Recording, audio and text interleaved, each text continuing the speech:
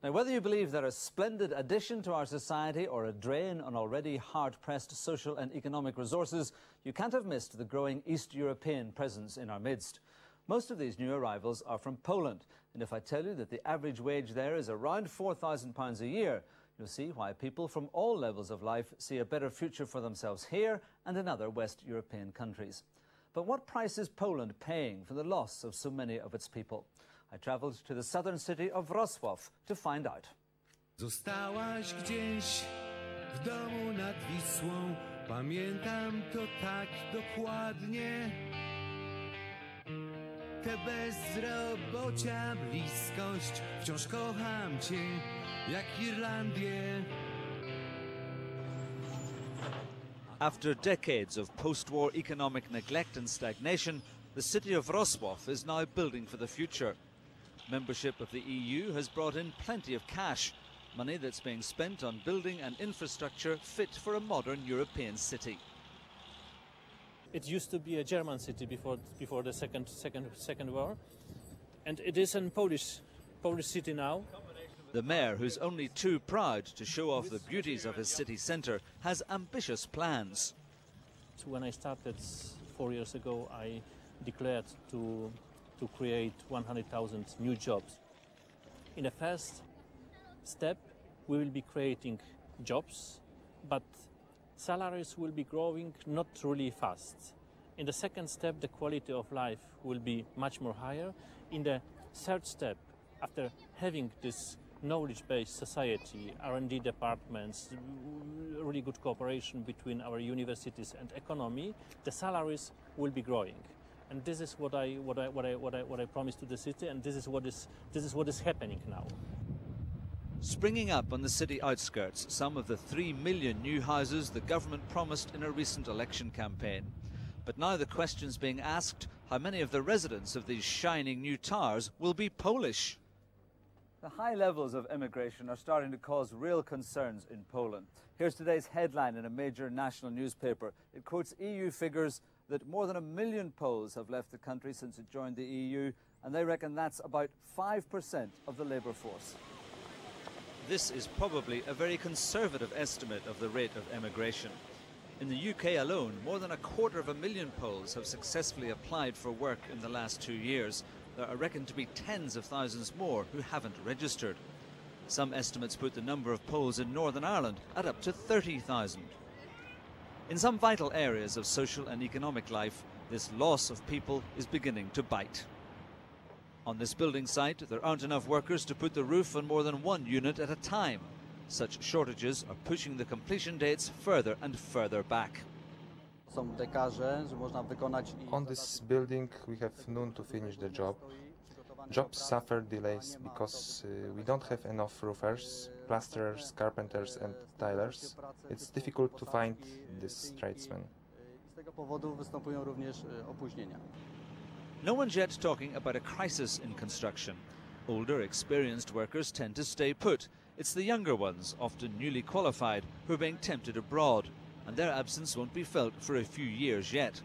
In the meantime, there are many workers from further east, Bulgaria and Romania for example, who are only too happy to work for the wages that the Poles now consider too low. There's a growing number of illegal workers filling the gaps left by the émigrés, and the government's making it hard for companies to employ these foreigners legally. Yes, it's a grey area. People don't talk or write about it, but it's very common. In our area, there's about 50,000 illegal workers. First of all, the cost of hiring workers legally are very high, and there's a lot of paperwork. Many people are using illegal workers, but not all. It's not just the construction industry that's losing people in droves. In this health area of Lower Silesia, in the last 2 years, almost 300 doctors have applied to work abroad, including more than a quarter of the region's anaesthetists. This intensive care unit of the University Children's Hospital looks after some of the sickest children in Wroclaw and the surrounding area. In the last few months, it's lost 2 anaesthetists from its team of 10. That means a loss of around 700 operations and procedures a year, a serious blow to an already overstretched service. Do you think that lives will be put at risk? I think so. The life will be put in risk Because here in Poland, anesthetists are responsible not only for patient at the operating theater, but also at intensive care unit. So, and you know, the patient of intensive care units are patients who are very sick. Without anesthetists here in Poland, the normal activity of intensive care units are impossible. It is the same with operating theater as well. As with the building industry, it's the young medics who are leaving Poland. The fear is that this will leave a huge knowledge gap and create serious difficulties further down the line. But anaesthetists here earn about £300 a month. Abroad, they can earn more than 10 times that. They would like to go because they would like to live on a higher level. They are very well qualified. They know how their colleagues live abroad in West Europe. And now, every time we compare our standards of life to our colleague, and every time our colleague asks us why it's not possible to live in such way here in Poland. Wroclaw abounds with evidence of new investment. The shopping centre, for example, is doing a roaring trade. Big international companies in the automotive, electronic and service industries are coming this way. But with so many skilled people going abroad, there's a growing shortage of suitable personnel to meet their requirements. So when you get a contract, when someone comes to you and says, can you find us 50 IT workers, you can't do it. No, I cannot promise them 50 workers, I cannot promise them 10 workers. If I'm able to find 5 workers in a month, that's a good month. And last year, 2 years ago, I could find 20, 30, 40 people in a month. So the numbers are worse and worse every month. The mayor won't admit to any crisis in emigration. He sees it as a temporary flight, and he quotes the Irish experience. This is something what happened in Ireland in 80s. 7% of the population left. But then in 90s, really many, not those 7%, but really many get back for a new Ireland. And this is something what I wanted to have here in Poland. On these warm, late summer evenings, the cafes and bars of the beautiful Rhinex Square in the city centre are teeming with people, among them many of Wrocław's 130,000 students. These are the people whom the mayor needs to cater to his dreams of urban rebirth. But some of them have other ideas.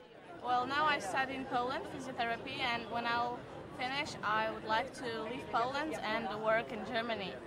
Why? Because there I'll have, I suppose I'll have a more well-paid job. If you could have a well-paid job in Poland, would you stay? I would stay, yeah. Now, though, the mayor is fighting back. He's about to launch a campaign in the UK to encourage his people to come home.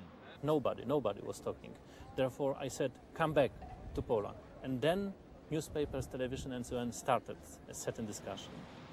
Even before it's properly begun, the campaign has had a huge PR effect and has focused international media interest on Wrocław.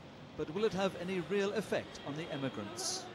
If the mayor could offer something more than just promises, if he could make the companies pay more, especially those companies who are thinking now to create their factories in Wrocław, if they could persuade those companies to pay more, such campaign might have an effect, because people miss their families. Not everyone likes to live in our culture, to speak our language. So there could be 20,000 Polish people watching this interview. What's your message to them?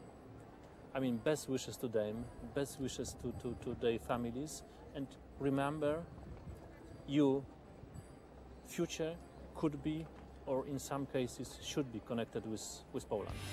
Bo chyba nigdy nie wrócę, kochając cię jak Irlandię.